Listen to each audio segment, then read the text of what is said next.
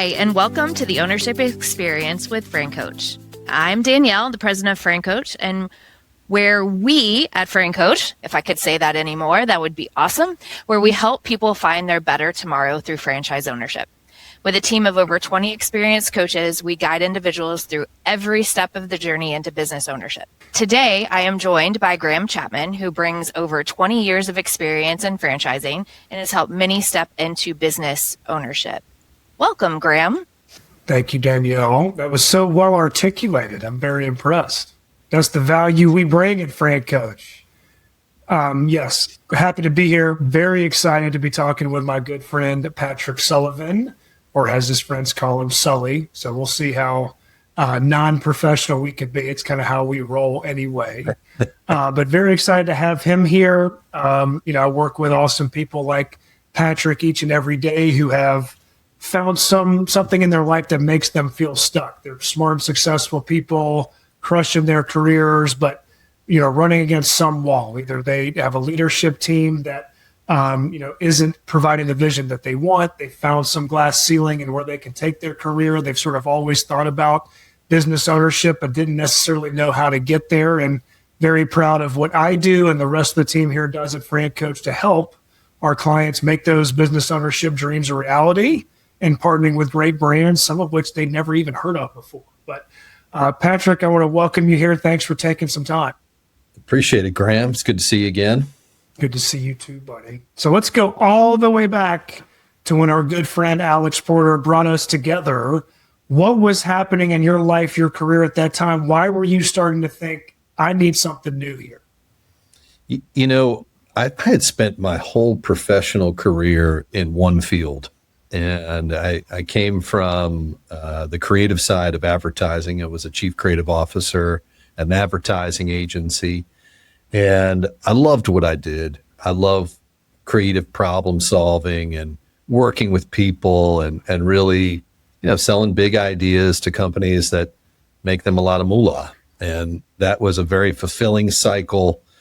And, eventually, the advertising business started to fragment a bit. Our agency was purchased by some private equity and sort of changed the calculus on everything from the day-to-day to what we were actually trying to all do together. And I remember I had this moment where I was like, I got to stop making people successful and really focus on my own success and put some of these talents to use. And that was really the first spark. And I was talking with our good buddy, Alex Porter, and he was, we were having that same conversation of just how the business had changed. And he said, there's a guy I want you to meet. And, I think I picked up the phone maybe that evening and gave you a ring. And I can't even remember what I told you, but I remember we talked for like an hour just about life and the business. And you had come previously from the digital marketing background. So we were right away on the same page. And, I think that conversation really turned into the initial, this is possible. There's something beyond this, 25-year career in creative advertising.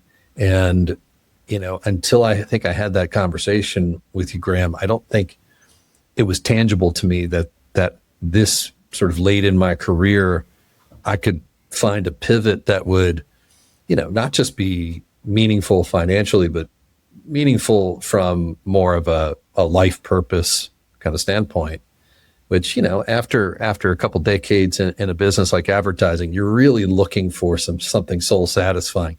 You can only sell so many Snickers and Coors Light cans, and eventually it comes full circle to, what is it that I want to spend, the back half of my life and career doing? So that's really what was going through my brain when I think I first picked up the phone. Yeah.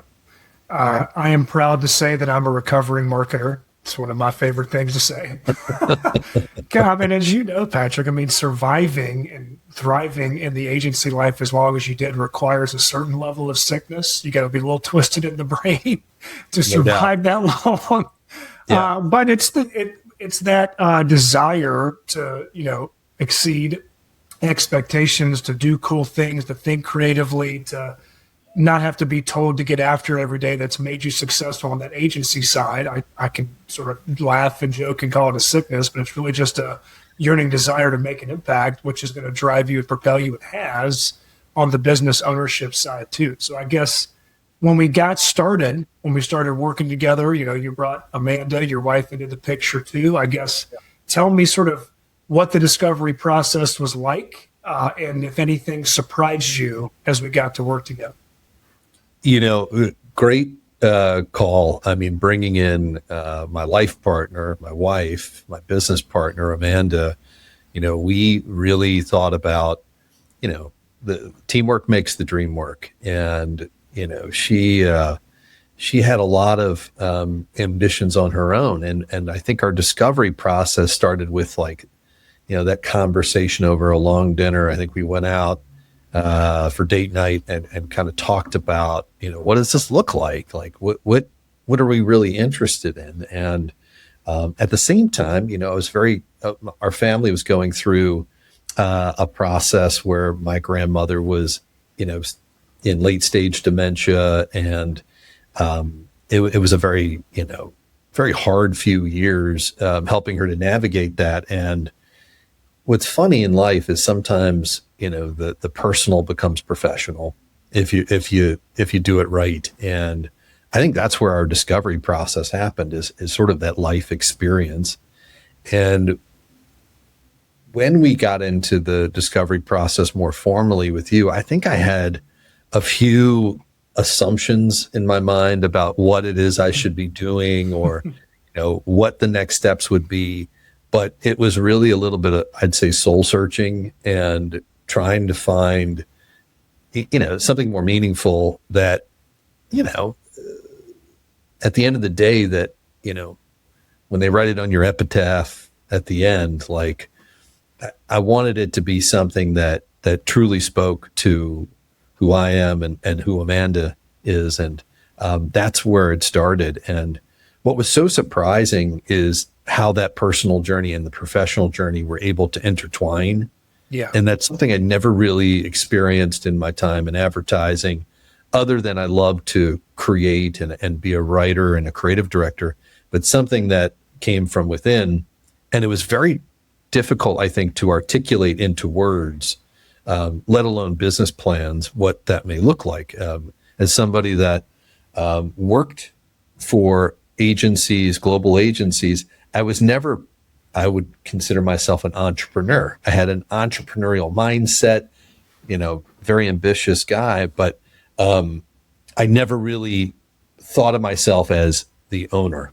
Yeah. And when I sort of started to embrace being the owner, it really cut out a lot of the fat in just what I was looking for. I was able to unabashedly make some choices and in our conversation, I think I put it all out there. And I think truly it became what was very surprising is how personal that journey was when you're thinking about something that's truly a business at the end of the day. Absolutely, man. You said that very well. This journey does become personal. It is about you. It is your opportunity to be selfish for a change because you spent 25 years being selfless to your clients, your colleagues who you were working with. This was finally your chance. If I'm going to go for it, this is for me. What does it need to look like for me and my wife, for my family, if we're going to share this role together? What does that look like? And it's funny, that's one of the, like you said, you had some assumptions coming into this. People often come into a franchise search. What's the hot brand out there? What industry is growing? What should excite me? It's like, no, there are models in franchising across all industries that have proven that they can succeed, but it only works if it's the absolute best fit for you personally. So thank you for going through the process as you did and believing in the journey we were on together, because we did find that right fit in senior helpers, and we'll get to that. But I want to go back to, we walked through the process. You told me what you were looking for. We identified what that why is and was, and what was driving and motivating that search. And that resulted in me presenting you a few very different options, but all of which were worth your time to review and consider. So how did you feel about those brands? And, how did that initially land with you? And sort of what did that teach you about how they can sort of cross compare with each other to make sure we find the right match? And I love what you're bringing back up. It was the why that started it, right? And when we were talking, I remember you said, I'm going to bring some things that are pretty close to what we're talking about, and I'm going to bring some things that are a little farther afield. And yeah, I think I just nodded my head. I was like, cool, that sounds great. And when because we had a good vibe, right? Like it was great working with you as a coach, because that's really how I looked at it. It's like you're trying to push the thinking and push me into some places that may have been a little uncomfortable at first, to be honest, but not irrational, right? It made sense, especially when I took a step back. But you laid these things on the table, and I could see our conversations, some of the things that I had maybe just brought up and just kind of put out there for you, and you really took those and gave us choices that, I kind of tried on those suits. I put myself in the shoes of an operator, an owner operator in each of these different verticals, right? And what surprised me, I think, in that process is I learned about not just what I was more attracted to, but definitely things where I was like, that isn't going to work for me. But actually embracing that process was really the only way I think that I would have gotten to that true answer. And, anybody who's watching this right now, I would give you that piece of advice is, put it aside for a second and be totally open-minded, sort of open your heart, like take your why and, project it out, for the near term and also beyond. And those choices were so unique and unexpected. And, quite honestly, I think my understanding of franchising was, I was really probably uninformed about what it was. I think I had encountered franchising from more of just a day-to-day level, right? I think about, places I go to eat lunch or, get my dry cleaning done, right? But I probably brought some of those assumptions in, and what was really just fascinating in the process is how quickly they went away and how quickly they were replaced by some of the business acumen, the experience that I had got in a totally different business. And I could really understand that all of them were extremely viable. It was just, I had to make that choice about who I wanted to be and when you consider also your business partner, your wife, who she wants to be and where her motivations are. So I thought that was just incredible to see where we landed in the 4 different options that you had presented in that first round. Okay. Yeah, man. And I do remember you warned me a little bit. You're like, you're not going to see some of these things coming, and that's on purpose, right? That's part of your process, just like the creative process is, in advertising and marketing, right? You sort of have to go with your gut. You have to take the leap of faith, and personally, so glad that we were able to do that together. No matter where I land with any client, it is going to eventually require that leap of faith. There is no perfect business that's guaranteed to succeed. There's some primary hurdle to overcome. There are some fears and things to contend with to get to the point where it's like, I'm going to pull the trigger. So thinking back to that process, what were some of the fears that you were contending with, and how did we work together to overcome them to give you the confidence it is time to go for it? I think the main fear was, can I do it? Can I actually make this happen? Yeah. And not necessarily from like a capital investment, but of course that's a consideration, but more from like, do I have what it takes to succeed and to do it in the long term? And, that is, I think, a normal human fear. Everyone's a little insecure about, their business chops.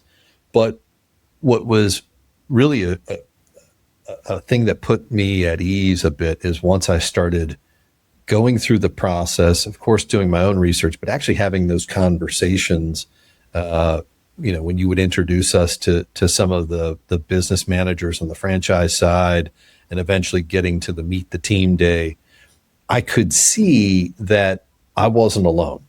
And I think that was actually the thing that really put me in a good place to make that decision, to make that leap of faith, even though it was extremely calculated at that point, of course.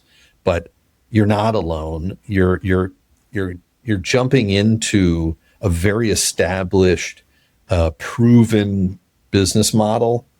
And as somebody that came from, an advertising background, for me, what was so appealing to many of the people you introduced us to and many of the brands you introduced us to is I get how branding and marketing and system standards and operational systems can be tested over time, and they're proven to work if you can just follow the program. And to me, that was like a light bulb moment, is like, the value of a good brand, the value of a tried and tested model, where, of course, like in this process, we had thought about, going into independent fields as well, Sure. Looking at, and that was, after I thought about it, looking in hindsight, that would have been way more risky and way more of a leap of faith that you just don't know what's going to happen. And Yeah. The opportunity to meet other franchisees, to have like real one-on-one conversations, down the line, people like me, but 5 years in advance, Yeah. right? Yeah. You started like, yeah, kind of like, Jersey Tony, he really had something there in his model. And we asked him the tough questions. This was in the early days of ChatGPT. So believe me, my list of questions for these guys was long and sharp, but the honesty, I think, that comes out of that process is really what becomes the thing that you relate to most. And the 4 different options, right? You're trying on different versions of your future self. And I think that was really powerful to just be able to say yes and also to say no. And I really appreciated the support I got from you and the FranCoach team in general, watching Tim's series, Franchising 101, and really just some of those personal stories, it just helped me have more confidence to make that decision. Yeah, man. And you said this yourself, right? You're trying on these different suits, and like as we're talking through the process, like each of these brands, viable models, great support teams, there were real reasons why it could have been a good fit for you and Amanda, any of them. Like if we've done our job well, the ultimate decision on saying this is the brand for me is a hard one, because there's a lot of things about these other models. Like I can believe in that too, but this one's definitely the one. So outside of Rob Cantrell being the man with the plan, He is. how did you know that Senior Helpers was the right suit? How did you know? I go back to a little bit of the personal journey with the family, right? And the senior care space just had a little bit of depth to it that hit that personal note. And when I met Rob and I met the Meet the Team, Peter Ross, Mary Baxter, such impressive people. They also had similar stories and similar experiences to me. And the fact that I could sit with them and, shoot the shit a little bit, had lunch with Peter and just, it was really interesting to see that these very accomplished people who had been in the business for, umpteen years also started with a personal story, and they made it very relatable to me and accessible at the same time. And I, of course, give a lot of credit to Rob to really put the business success and all the data that I needed. They were just such an open book Yeah. that when I put all of those things together, okay, and of course, Graham, you also had great experiences with them, so I was really able to sort of bank on that. It honestly, at one point, I think Amanda and I got on a meeting. I'm like, this is a no-brainer. It really just hit me like that. And it was because of the rigor of the discovery process that allowed me to build and be prepared for that conversation so that, when you know, as they would say. That's right. Yeah. So, it's a little over, I guess it's pushing 2 years actually here pretty soon. It's over a year and a half into this whole franchise journey. How's it going?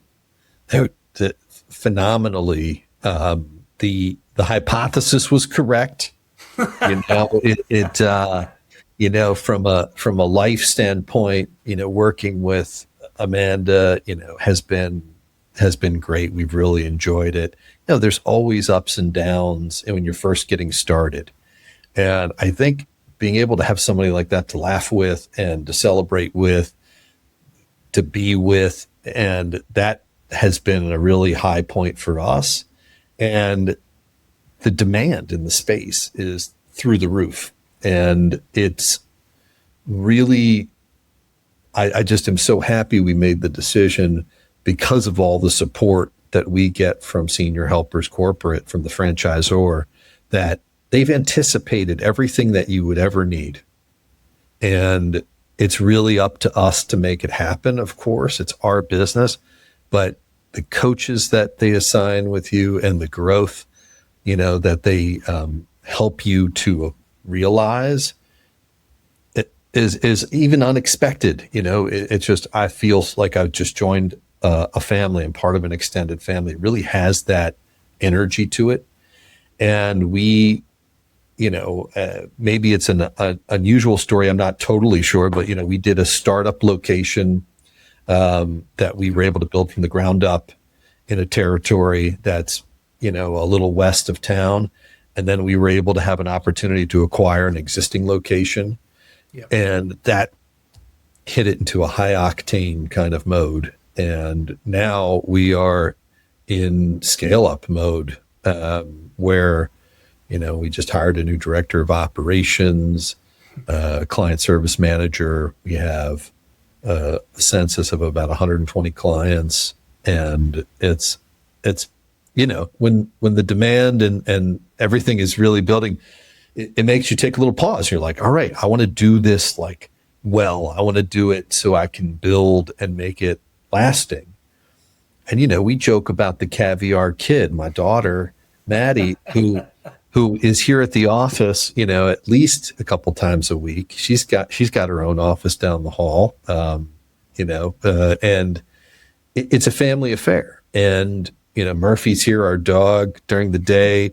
And it feels good to be in a place where the accomplishments are very tangible, not just for the bottom line, but for the clients that we get to work with. We spend time in people's homes, and it's a tough space emotionally. So you really have to, sort of at the end of the day, take a pause for the cause.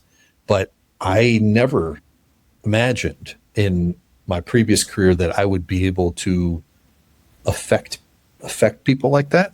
And that's, man, I don't even know how to put that into words. That has just been like a really, has blown my mind, really. And I think Amanda would say the same thing. So it's going well. It's, and we're really looking forward to like the long trajectory of what we're creating, and just trying to keep our head down close to the ground and be humble with the success we've had, and really, build a team that shares that same mentality, positive energy and ambition. So it's exceeded our expectations. That warms my heart in every way, I'll tell you that. And I can promise you, I know I can speak on behalf of everybody at FranCoach when that's the type of emotional reaction you have to the fact you absolutely have found your right fit, you're getting after it, you're making the impact you want to have, you're succeeding with your business. Nothing makes us happier or more fulfilled to have played a small part in helping you realize what your next chapter should be and the type of partnership you should have with the right brand to make this a win-win-win for everybody, for you, for the franchisor, for the customers you serve, for the team members that you've hired. Makes me really happy. I know it does Danielle also. Thanks, man. And you have your dog in the office. We'll see if we see her, Sir Henry, here at any moment.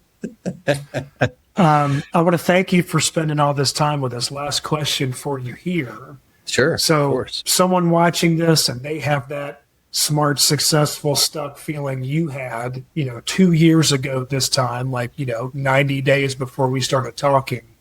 If they're having that feeling, if they think they are ready to make a change, their spirit's diminished or killed in their career, or they just want to figure out this whole thing of business ownership, they've always thought about it but didn't know where to begin, what would you tell them to do?